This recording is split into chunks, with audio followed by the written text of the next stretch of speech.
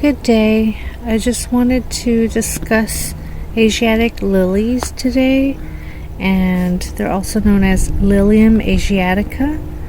And I did some research on it, and I looked up on Wikipedia and also by Becca Badgett of Gardening Know-How, as well as Gardenia Creating Gardens, that Asiatic lilies provide the earliest bloom, and they are perennials, and they're planted in a sunny to partly sunny location. At least 6 hours of sunlight is necessary. The soil should be well draining and may require compost or organic material that's loose and well draining to 6 to 8 inches deep. Maybe a sandy soil with a little bit of organic material, compost. Asiatic lily bulbs should not sit in soggy soil. These bulbs prefer slightly acidic soil.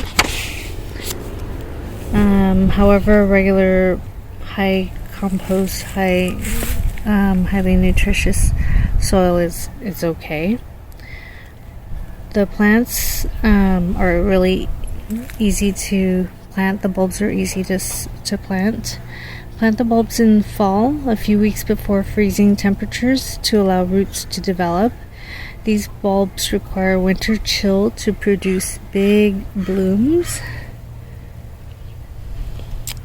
Plant the bulbs 3 times as deep as the height of the bulb, with the flat end down. In the spring, plant short annuals around lily bulbs to shade them. Asiatic bulbs are edible, so humans can eat them and deer will eat them.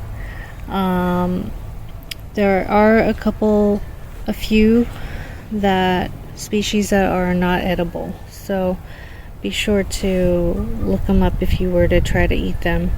But I just love how they look, and I probably would not try eating them unless I was sure that they were not poisonous.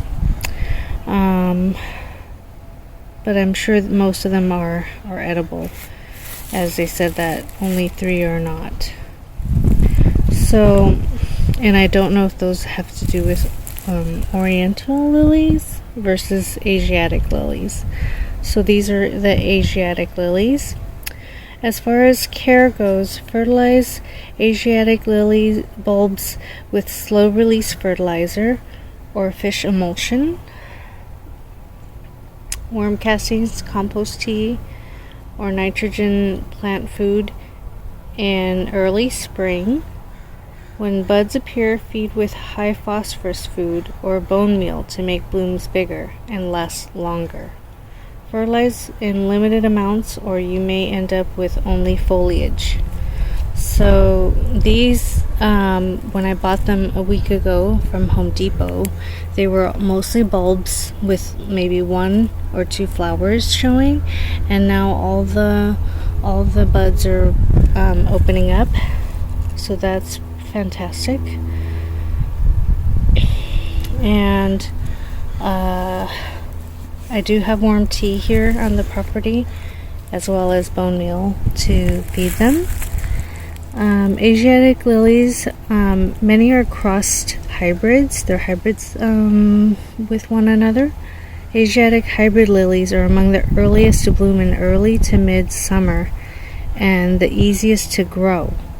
Asiatic lilies appear in a variety of colors, from pastels to bright reds and oranges, with blooms 4 to 6 inches wide and as tall as 2 to 5 feet stems tall. Asiatic lilies have straight stems, high bud counts, and brightly spotted blossoms, varying in shape from bowl-shaped to recurved petals. So this here is pink, and it has little speckles in them, little freckles. And this here is red, and it has a bit of a brighter reddish orange in the center. It's just really fantastic, really bright. They are long-lived, vigorous stems and rarely need staking. Asiatic lilies enjoy a long blooming season up to 1 month, but most are unscented. They're good to cut and put in arrangements as well, and they're long lasting. Asiatic hybrid lilies are planted in spring or fall and thrive in full sun to part shade, and do well as potted plants or cut flowers. They have long, slender, glossy leaves and are hardy. So if I were to show you the leaves, let me get in on this. And they're very abundance of leaves, and they're green and shiny, glossy, like they say, and even the flowers are glossy. Do you see the shine on that? Beautiful. So I want to discuss the difference between Asiatic lilies and Oriental lilies. Asiatic lilies and Oriental lilies look quite alike. The difference is that I bought these bulbs here from one of the big box stores, and these are the stargazer lilies, and they are Oriental lilies. They're slower growing. I think they grew these way super earlier, and so these haven't opened up yet or grown tall yet, but it's still spring. So these are Oriental lilies, and the difference is that they grow out to be 8 feet tall, anywhere between 6 to 8 feet tall, versus Asiatic lilies are 2 to 5 feet tall, and their blooms are a bit bigger, and they are scented. And Asiatic lilies are early bloomers, whereas Oriental lilies are late bloomers. So if you grow both, you'll have blooms all spring and summer long. And those also don't need stocking. And the difference is that these, like I said, they're scented and they're taller and bigger blooms. And these are Oriental lilies, and when they start, they're more like rocket shaped, like bud shaped. So that's how they look when they pop up, versus the Asiatic lilies, which I will show you in a moment. Asiatic lilies look like pom-poms. They start off with just little buds, little green leaves, and they get taller and taller and more abundant on their leaves until the blooms start to appear at the top.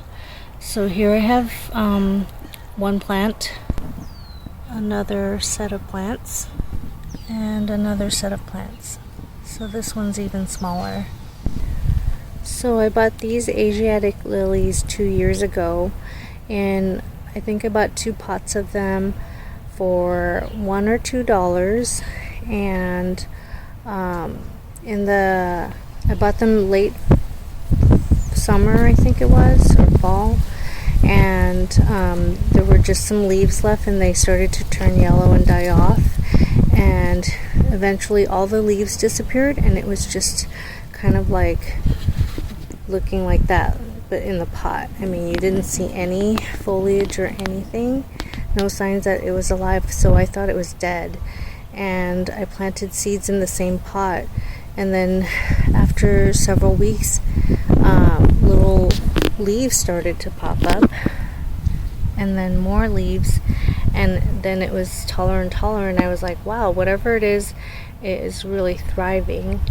And then I put it into the ground, and sure enough, these had the Asiatic lilies. And the ones I bought one that was yellow, and one that was like a bright red, and it was beautiful.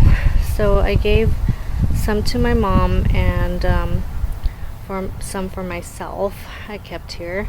And eventually I would like to color this space that has all this greenery but not enough color, and I would love it to be full of color and greenery. And so I plan to get more varieties of them because they are just gorgeous. and I love it that the blooms last so long and they're so abundant. So I bought this from Home Depot a week ago, and it was $8 for each pot, and in each pot there are 3 stems. 3 stems.